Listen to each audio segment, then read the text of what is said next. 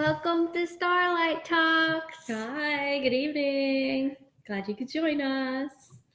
I'm Gail Carrier. I'm Chloe's mom and founder of OurTism, along with Chloe and her sister Lillian, twin sister. We'll just give it a few minutes, let people join us. Tonight we're going to talk about OurTism and all the wonderful things that we're doing. We're excited to be bringing a whole bunch of new programming, and it's exciting. So we're going to share all the things we do.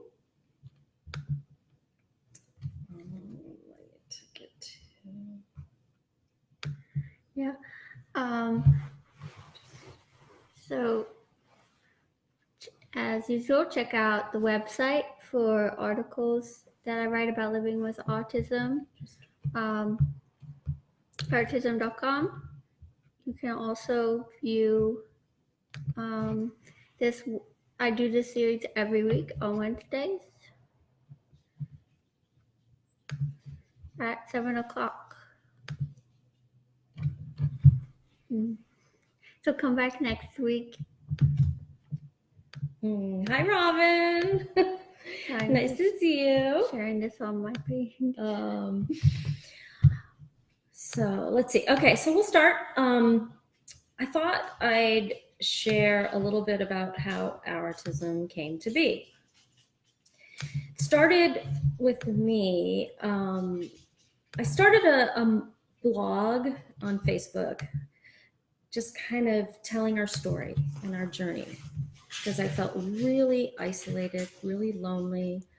And so I just wanted to share what we were going through. And I found along our way that we were making a lot of mistakes. And I wanted to share those mistakes because the reason why we were having those mistakes was because I was doing a lot of the things that the experts and the doctors and the psychiatrists were telling me to do, and they weren't working, and I couldn't figure out why. So I started. Well, starting with, we didn't know that I had autism until I was 16. True. Misdiagnosed, which come to find is very common with girls. Well, I wouldn't say misdiagnosed, just underdiagnosed, right? Well, I was misdiagnosed with ADD, OCD, Lillian with anxiety and depression, which are all part of the autism umbrella. I mean, there are really layers of, I think, autism, but we were only addressing bits and pieces, never the whole thing. And until the first thing they tell you to do is ABA. So we did that for a whole year. Yeah. And I really remember I hadn't even met with our person yet. I don't know what the therapist, or I don't know what to call. But we met with that person who interviewed us for the therapist. And she like made a case manager. Yeah, and she made me so uncomfortable. And remember, I was in my room and she came up to my room, didn't even ask permission to come in. And that felt really invasive because I thought I would go downstairs and talk to her there. But she came in my room and sat with me on my couch and was asking me all these questions that made me so uncomfortable. And the vague questions can be difficult for a lot of people on the spectrum, and everything she asked of me was a vague question. She's like, what goals do you want to work on? And I was like, I don't know. That's a huge question. And then I felt like she was calling me a liar because she was a lot of times. She was like, well, you do know. And so that was my first introduction to that. And it was just it just didn't make me feel comfortable. And then we ended up having really nice therapists who, she really let me choose my goals and what I really wanted to work on. And I had a lot of motivation. but I remember she just wanted to fix the thing that I was doing wrong. And I was like, but what is causing me to do this? And I try to figure that out and be like, well, it's really like bathing is something that I always found painful. I'm like, I don't enjoy it at all. It's something that's very difficult for me. And she's like, well, we'll just put a reward system. I'm like, that doesn't work because I've tried that since I was little and it worked for a little while. But then eventually I'm like, it's too painful for me to continue. So is there something else I could do? And there was literally nothing else that like that was the system that ABA is this reward and punishment system. And so she worked really hard with me to find a better reward or like, and then what was also frustrating is like as soon as I met the goal, she's like, okay, do it 3 times a week. Okay, I did it 3 times a week. Well, now do it 4 times a week. Like there was no praise for like I accomplished it, and that was really difficult. She was just like, okay, now we're gonna do it every day. I'm like, no, that's terrifying. And so that so I was like, the little I know about myself, I don't know anything about autism because I was just diagnosed. Like this doesn't work for me as a person. So that was so confusing. And the more I was like, this doesn't work for me, this doesn't work for me, everyone's like, but this is what you do for someone with autism. This is what you do for someone with autism. And that was so frustrating. It was like this endless loop of no, thank you. And I realized, I mean, I realized a lot before the year, but I kept, because again, I was doing what I thought was the right thing, but it wasn't working. And finally, with the therapist, I said, this isn't working. They're actually regressing. So, I mean, we're going to do a whole thing on this, okay? Yeah. And then I started exploring other options. Lillian got in crisis mode, where I couldn't get her to school, and it was really bad. She was in such, which we now know is defense mode, that I learned from Danny Rady, who is here on. Hi, Danny. With Asperger experts. And honestly, that changed our world and our perception of how to help my daughters. And again, going back to OurTism, with my blog, and I'm writing all of these things that I started doing, and people were coming to me.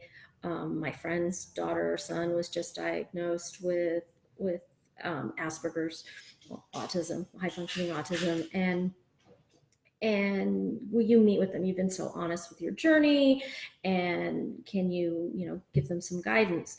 So I started doing more and more of these coffees and breakfasts, and then I started bringing Lillian and Chloe along to talk to the parents to help explain their perspective. And we went on a retreat that Asperger experts had. When I was 18.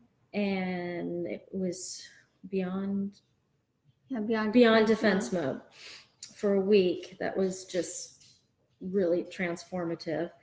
And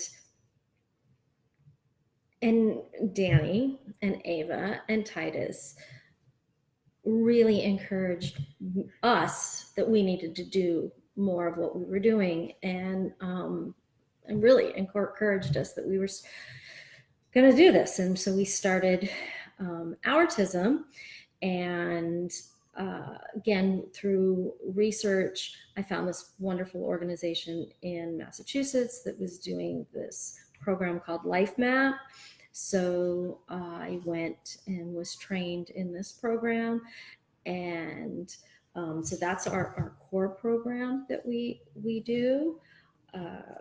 It's a life management assistance program. And basically, so it started with we met with this company in Newton, Massachusetts, who started it, and we sort of, they have like college map and career map, and we sort of combine that into life map, where those things don't always separate really nicely.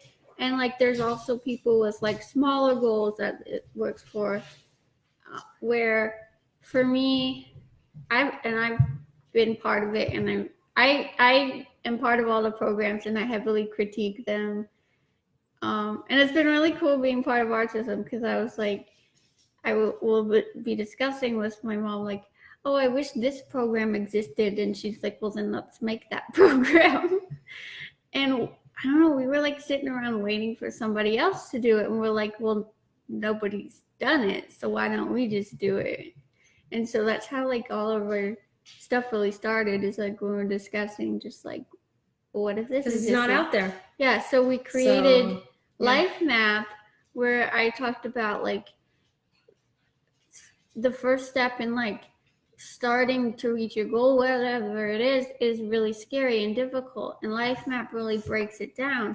So I go and meet once a week with my counselor, and we talk for the first couple weeks. It was like, what is your goal? I'm breaking that down. Can I just define? Where like what I talked about in the ABA, they were like, what's your goal? So it actually helped me figure that out. So Life Map is a person-centered plan, which together you determine appropriate goals and strategies, based upon the individual's, strengths and skills. And we work collaboratively with parents or caregivers if they're involved, with therapists, psychologists if they're involved. So it's a team, but what we really do is we break down your goals into doable tasks, right? When you say, yeah, where like first I started with like, what are my goals, and we broke that down where like if I came in the next week and hadn't completed anything toward that goal, it would be like, well, do you really want to work on that goal, or is there something in the way that we need to work on first? And it really helped me to go, well, this is what's important to me right now. And some weeks it's just important for me to get out of bed and have some food, and like that's all we focus on. And the next week is like, well, I want to do something toward my career or toward my dream. And so like it really breaks that down to what's important to you, and it can change, or it could stay the same the whole time. And so starting there, you learn about yourself and what your goals are. And then once you have it established, well, this is really what I want to work on, it's like, well, this week, here's the first step in getting there. So when like my goal is, oh, I want to get a job, they're like, okay, the first step, how about you go online and you do some research, what kind of jobs you like, come back with like a couple places you want to apply. And then that next week, if you have a couple places, it's like, okay, well then let's start on a resume to send. What are the things you need in order to apply? And you start like breaking it down, and then if the next week you didn't come in with anything done, it's like, okay, well, do you want to work on it in session, or is this not something important to you? And I never feel judged if I'm like, oh, I had a hectic week and I didn't get anything done, or I had a lazy week and I didn't get anything done. I never feel judged about it. And I never feel upset like I failed, or like something where like when school gives you homework, like you're like are graded and you feel like you failed when you didn't do it correctly or turn it in.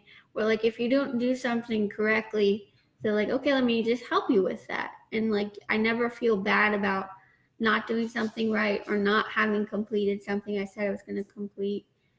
Well, and then sometimes it's figuring out, well, why couldn't you do that? Yeah.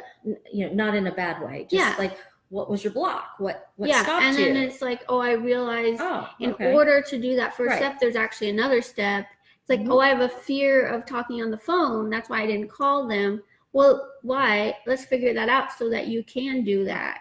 So let's work on that. And then you like, why don't you, instead of texting me this week, call me on the phone and schedule your next appointment. And if you can't, just text me. And then, you know, and then you like work your way up to, okay, now I'm able to make phone calls. I've called my grandma this week. I called my friend this week. It was like, okay, now let's try to make the appointment. We can do it together, or you can do it by yourself. And it's just like it helps you to figure out, okay, there's all these things in the way, and we're gonna help you to get to that goal. And then it's not as scary, and it's really it makes it much more simpler to have somebody help you break it down like that. So some of the areas that we can work on, and there's many. For those of you that are still not sure what you could be working on, it's independent living, transitional assistance, organizational skills, hygiene and healthcare management, money management, finding a house, finding housing, building social relationships, personal growth, navigating college life, finding employment, maintaining employment, and work-life balance. So those are just a number of things that potentially we could work on. Like I said, there's so many more as they come in, but those are kind of and to repeat, in case people are just joining us, we're talking about the program Life Map, available through OurTism. There's more information on the website if you want to go to OurTism.com. I'll post some links at the end of our talk, so you can go directly to information on Life Map and our website. So, but it's exciting, and it's, being a coach as well, finding interesting things that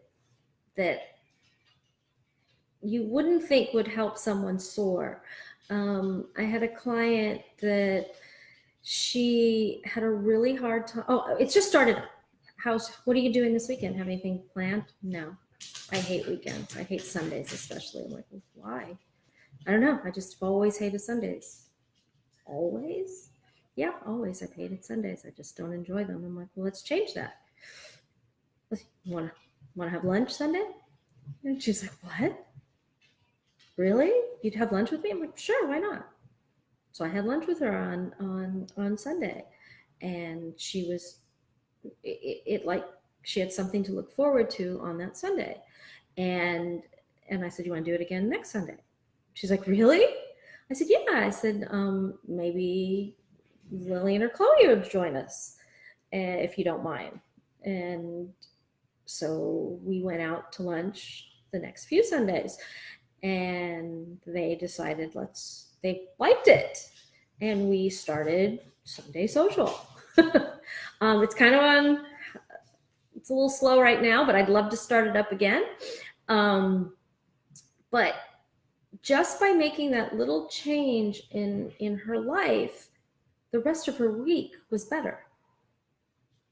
She had more energy on Monday. She was more motivated. It just gave a little spark to her life. It wasn't dramatic, but it was something. And so it's really cool when you can find these little changes in your life that make a really decent impact. So those are the things that we find out in coaching. So it's pretty cool. Mm-hmm. Yeah.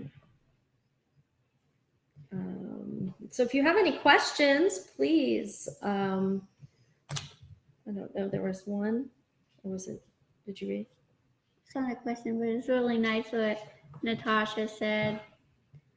She said, Chloe, I appreciate you taking the time to explain so much to me last night. I've been thinking about the information you gave me all day long, and it gives me so much hope for my little boy to learn and grow beyond what anyone would expect. You're a wonderful, talented young lady, beautiful and kind. Thank you. so much. Please continue to serve the community by sharing your experiences. Thank you so much. Wow. So yeah, I've been talking to a couple new parents through Facebook who just discovered me, and so it was really interesting when I first started talking about my experiences with autism. It's like so lonely being on the spectrum, and like when I was really young and like I didn't know I had autism, I thought everyone experienced the world the way I did, and other people were tougher and could handle pain more than I did, and so I thought there was like something wrong with me. Where when I got the diagnosis, it was like the opposite of that. I was like, there's nothing wrong with me. I am just autistic, and I've been trying to be not autistic. And so that was really exciting for me. But then it was like, I am so different from everyone. And so it was kind of a journey to figure out what made me different and all those kind of things. And so when I started explaining the way I lived my life and the things that I went through, I realized that I'm not so alone, that other people on the spectrum also have experienced very similar things. And so as I tell my story, like on my blog and on Facebook and in these support groups online, people are like, you're putting into words things that I couldn't, or I never thought to, and I didn't know this was an autistic thing, and all these different things. And there's like stories of parents reading my articles with their child and connecting for the first time ever, and stuff like that. That's just crazy that I'm just saying like this is my experience and it's changing people's worlds. And so it just evolved into like what I am doing now, and like that's well, and it's really exciting stuff, like all the projects I really want to tell you guys about that I'm working on. And No, yeah, her just and Lillian could, as when we got older, because like hindsight's 2020. yeah, right. And as they got older and they could explain things to me better than the doctors and therapists, and put it into words that I understood. Again, we really felt we needed to share this information that's just not out there. It's really not. And there was so much wrong information, and that's what threw me off for so long. Is when I would go to people and ask for help, they would tell me I'm doing things because I'm lazy and because I'm doing, and when I heard it so often, it's like, well, that has to be true. Why would they lie to me? And I started believing these things about myself that wasn't true. And when I stopped and went, no, that's not true, and I really figured myself out and paid attention to who I was and why I was doing it and expressed that, it like everything made more sense and like really came together on its own, where we started doing what worked instead of like what everyone does. Yeah, and deep listening, that is it's so key to everything. And what OurTism really does, and our core values. Well, what's deep listening? Deep listening, Asperger experts. But what OurTism does is we really focus on the strengths of our clients. You hear from everybody all the things you can't do and all the things you're never going to do. We're like, why? Okay. Yeah. Why can't you do it? Okay. Because you've been told it. Okay. Let's explore that. But there's so many talents and so many gifts, and let's build upon those. And that is the core of what we do. That with the right support and the right information, the Asperger population can soar. But it involves educating the the person with Asperger's, educating their family, which those are other programs that we'll talk about, educating the educators. That's a big one. You know, schools are tough. You know, Chloe has, I think, shared before, even when you ask all the right questions at colleges and you have your IEPs all set up, you have teachers that say, no, you're not really autistic. You don't really need his Benji. You know, you don't really need that service. So we're still educating, you know, everyone. So one of the other things that we do is we have a support group for adults 18 and over, because that it's really helpful. I mean, you can go into detail about this, but it's your peers and what you're going through, and how you can support each other. And so we have support group that meets in Redondo Beach at our campus. In October, we have one on the October 4th and October 18th, and I'll post those dates at the end of the video as well. And then we have a parent support group that we just started, parent or caregiver support group. And, you know, that's, it's just I know personally how much I wish this was around, because it's very lonely and isolating as a parent.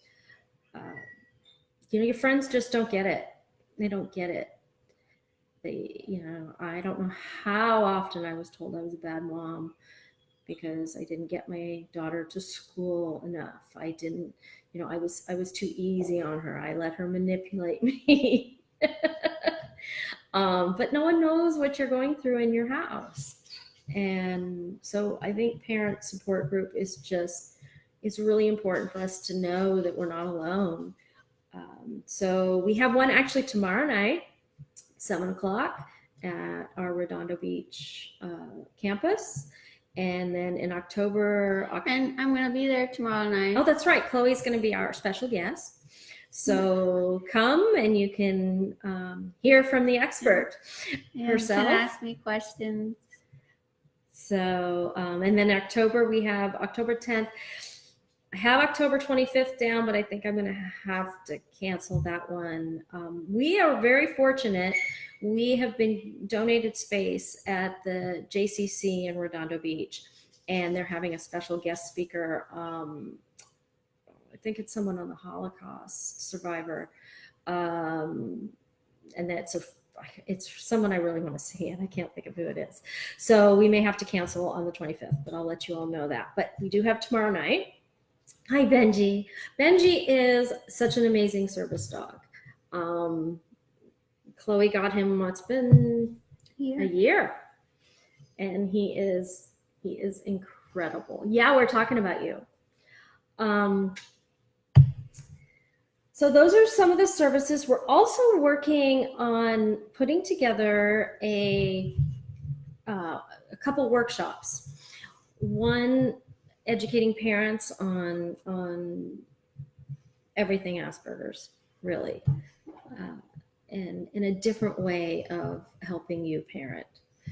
And there'll be a sister program that Chloe's putting together for the individuals on the spectrum.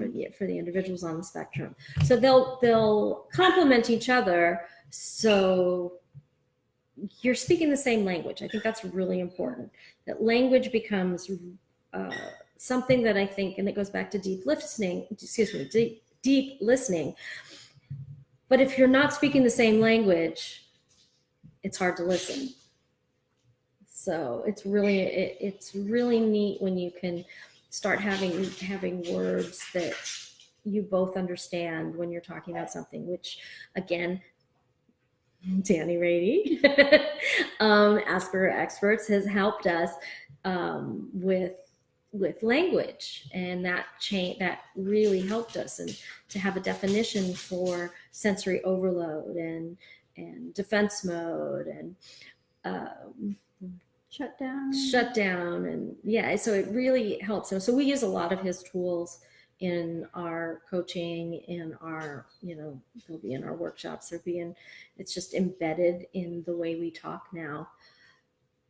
So we're always referring him to look at his videos. And again, just sharing the love, Danny. We're very grateful to have met him and to consider him a friend now. So what else, Chloe? So the other thing is, if what Chloe talked about, where we were talking about, we wish this was here, or we wish we could do that. If there are programs or there are things you all would love to work on or would love help on that we're not doing, please let us know, and we'll develop it. We'll bring that to the world. That's what we want to do. We want to do what's not out there, because what you need as well. And that goes back to Life Map. It's really about what you need, and what can service you the best. And the most important thing that MHO Autism has is it's about that person on the spectrum, and their voice is the most important voice over the parent's voice, over anyone else's. When you say, this is what I want to work on, that's what you get to work on. When you say, I don't want to do that, that's respected. I think it's really important that be a part of everything. And so I make sure that is one of the core things that OurTism believes in and stands for, is to validate the person with autism's voice, and that you do know yourself and you know what you need. And that's really important, where I feel like so much of my life that wasn't respected, and that I was told, no, you're actually feeling this, no, you actually need this, when I was saying what I need and what I was going through was wrong. And so OurTism makes sure to respect the voice of the person on the spectrum. All our programs, and you don't have to be on the spectrum to be part of our program either. All our programs are designed by and implemented by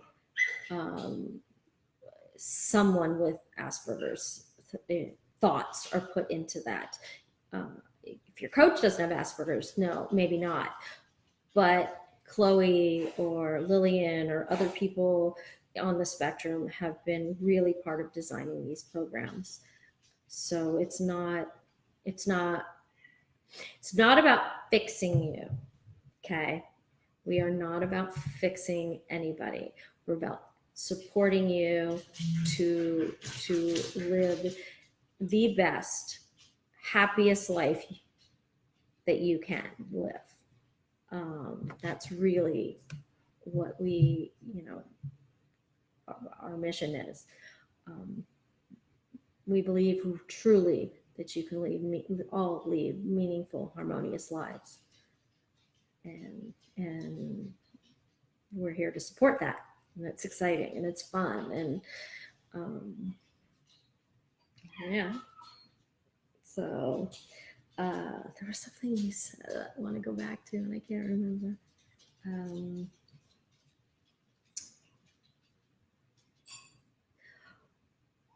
But when Chloe says that it's about the individual, there's another side to support the parents. Yeah. Okay.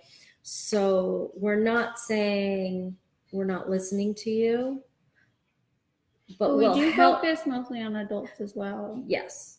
But we'll help the parent understand the program and how to support their child. And yes, we are focused mostly on 16 and over, that transitioning time. We found that there's just nothing out there, or very little out there for that population after graduating from high school.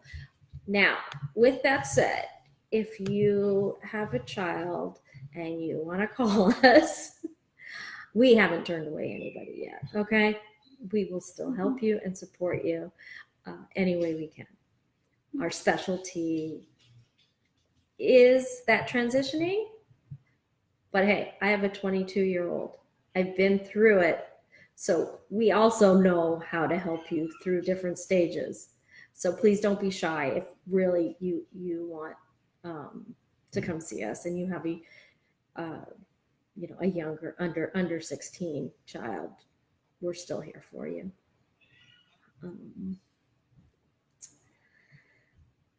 So let's see. We have, as we grow, we're not quite there yet, but we want to be having internships that to foster that relationship and have we'll be hiring more. We want to hire people with Asperger's. I'm gonna sneeze, I'm sorry.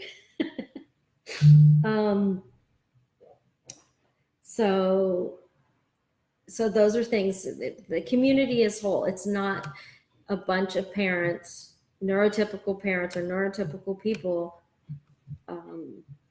looking to fix this population. This is about this population. Mm-hmm. Yeah. So that's, again, goes back to our mission.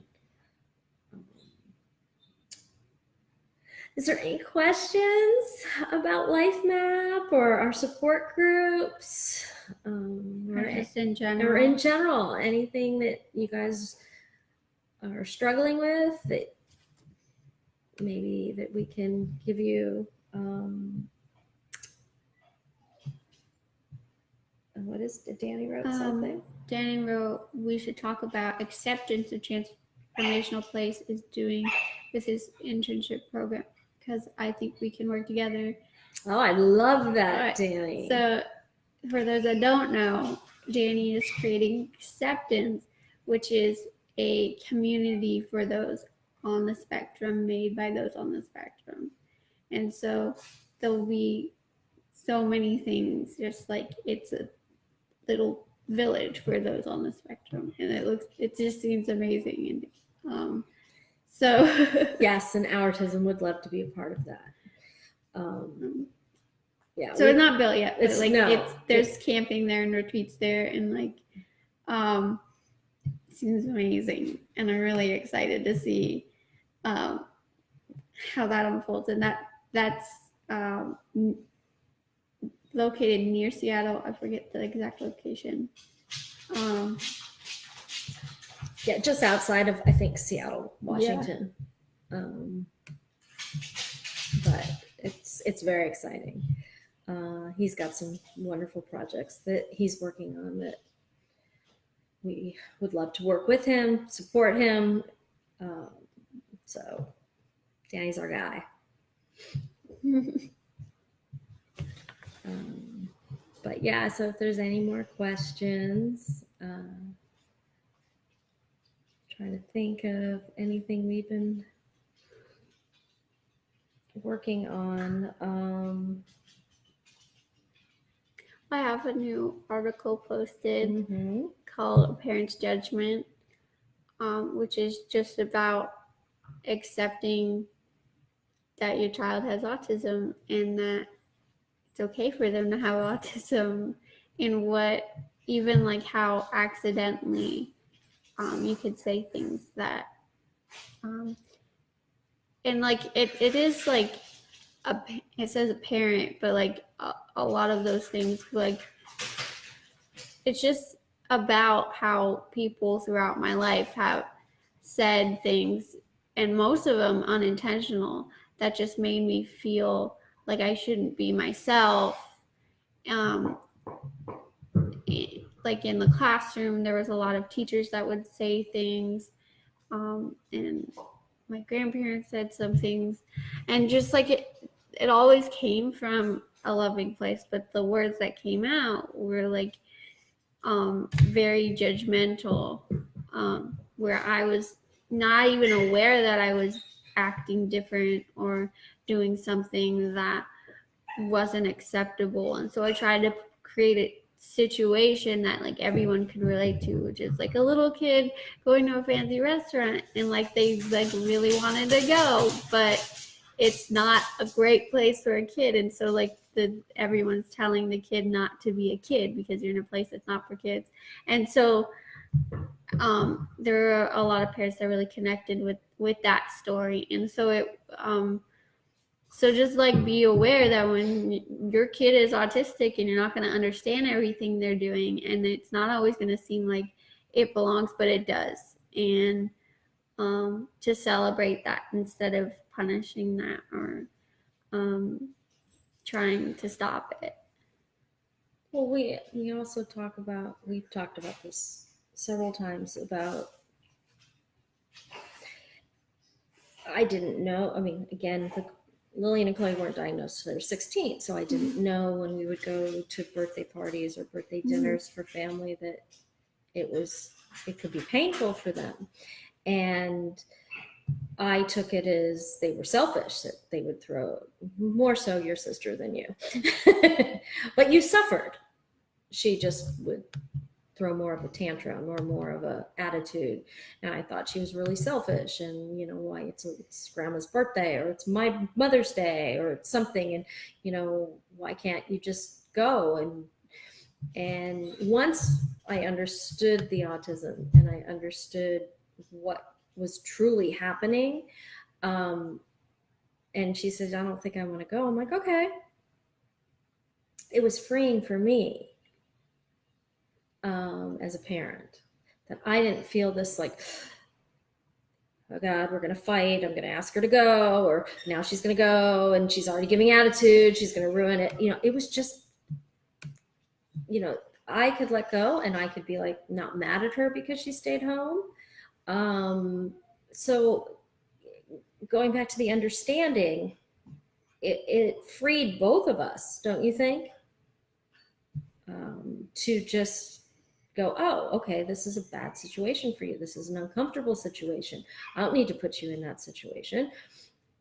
It's hard, and I know I hear from parents that sometimes that your other family members make you feel bad, okay? Again, going back to the bad parenting, which is not bad parenting. It's really good parenting.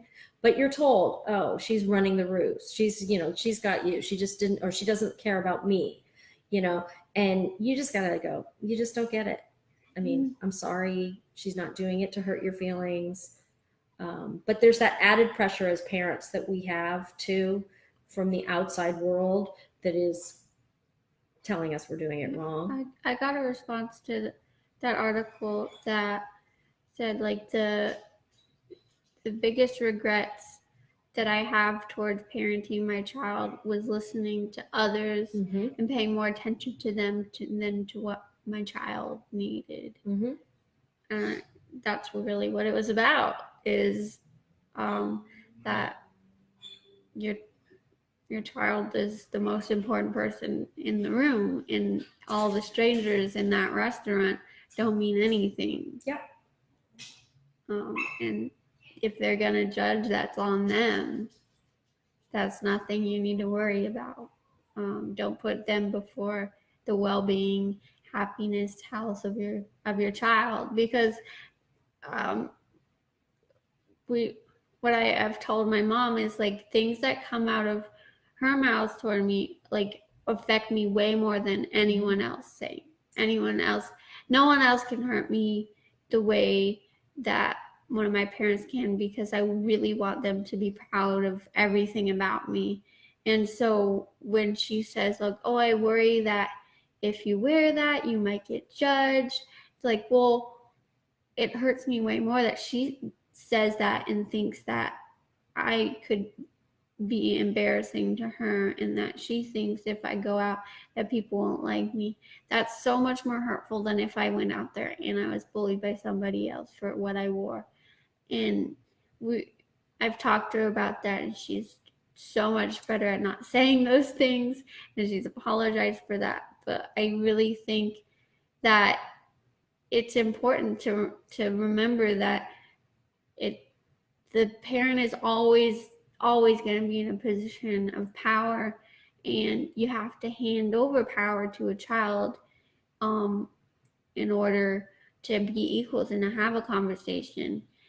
Because I've seen even my parents at 50 years old, their parents can destroy them and make them feel worthless, and there's no reason that should happen, but they still want their parents to be proud of them. And so it really does, it really affects you, and it can affect you for life, especially at such a young age. And just like I remember, and it's true, you remember the feeling more than you remember the words. And it's like, my parents made me feel like that.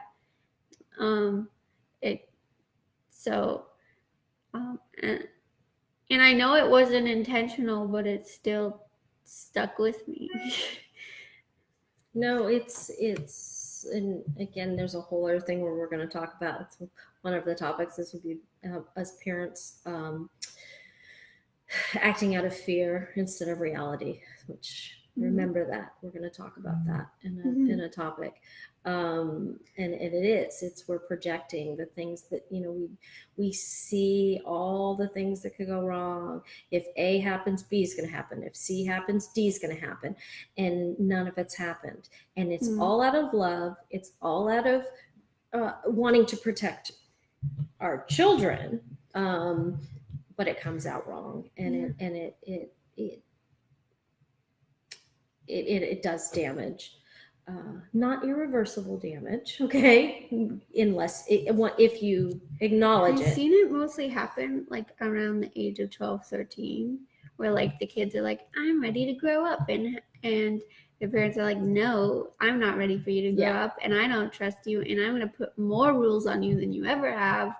You now have a curfew, you now have to call me every hour about where you are, and all these things where like they're trying to grow up, and the parents are just like holding tighter and tighter, and so that's why you get a lot of conflict.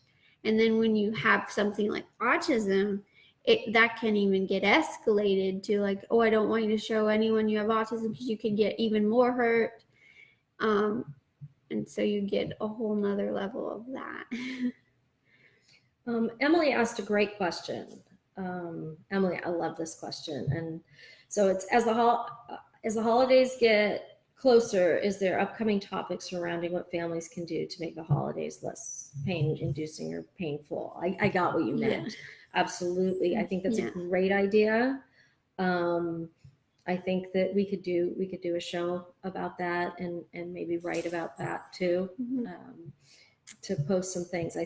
Thank you. I think that's a wonderful idea, because there is a lot of things that we can do. And basically a lot of it's we do, and a lot of these things you don't have to do. It'll be a lot of things you don't have to do that. You don't have to do that. I think that's what it's going to be. More than what you do, it's what you don't have to do. But thank you, Emily. I think that's great. I think it's really important, because the holidays are stressful for everyone. Okay, for neurotypicals, it's stressful. For the Asperger profile individual, it's stressful. It's just a stressful time. So that's a great topic to discuss, don't you think? Yeah. Thank you. And I remember having a conversation with you, because you've been hosting a lot of the holidays, like Christmas and Thanksgiving, these past couple years, and hosting a party is like so much work, especially like a huge family party. And when it comes to like that sensory huge environment, like it's hard for me to be part of it the whole time, and I can't ever imagine that something that I'll be capable of doing is hosting a party. And so like, I know my limitations, and hopefully that's respected by everyone, that isn't something I'm capable of doing. And I don't think that's a bad thing, because if I were to actually put myself in a situation where I needed to host, and then I was in shutdown, and I had sensory overload and all those kind of things, it would be a disastrous situation.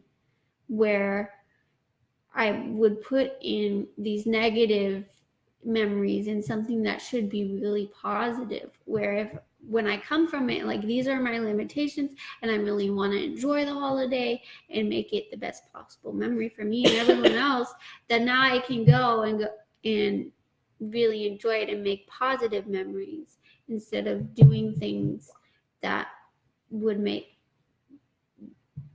because I should and that everyone else is capable of doing something like that, then it's just like isn't fun anymore. And then I don't want Christmas, and then I don't want Thanksgiving, and then they become negative things. And so knowing that and like being supported in that's what your limitations are and your capabilities are so much more important. Well, I think that goes to really understanding yourself, which is what a lot of things that we do is helping you know your limits and know your strengths and how you can succeed, and acknowledging them. If you're going to school and you're not a morning person, don't put a 9 o'clock class on that schedule. Yeah. Okay. Just because everybody says, well, it's great, you'll be done by 11. Well, but you don't get up till 11, so it's not going to work for you.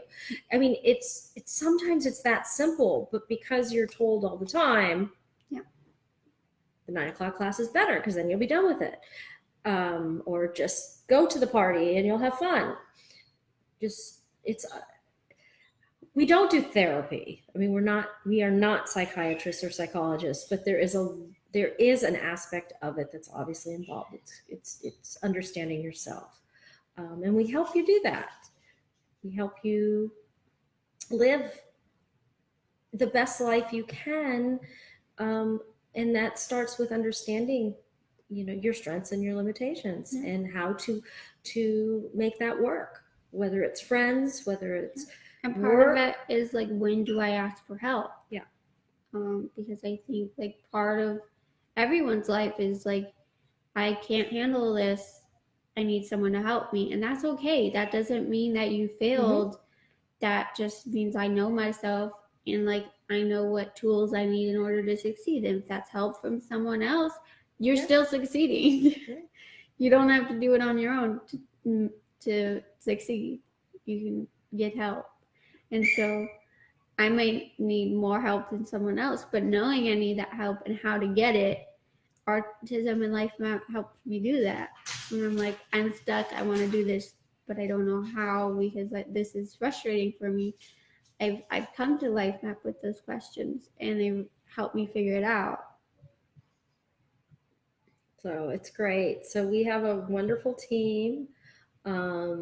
Annette Lombardi has been wonderful. She joined our team and is heading up a lot of our services, most of our services. Rhonda Capito has joined our team. She's a life map coach and our resource specialist. And we just have a new member, Keisha, who will be joining us. Position to be determined, but she is on board. And so we're growing and we're super excited. And of course, we have Chloe Estelle, who is our Asperger expert, and her sister Lillian. So it's wonderful that our team is growing, and it's really exciting. So I really hope you continue to watch this and ask your questions. Contact us at OurTism and let us know, what we can do for you, or what, and if we're not doing it already, let's design a program together. I will post some information on links for Life Map, for the support groups. Please check them out. Again, our parent support group is tomorrow in Redondo Beach. That's our location. I am going to be working, I don't know exactly when, but I'm researching how to do an online support group And we do online life map, not online, like a Skype life map. So if you don't live in California, Redondo Beach, we can still work with you, and it's been really effective. So, but I'm trying to work on some more online things because I know a lot of you are not in California, and we want to reach out to you and support you in every way we can. So check us out on our website and come visit us and join us for some of our programming. So thank you. Thank Come you. back next Wednesday. I'll be on with Emily. Nice. All right. Gotta say your line. Stay colorful.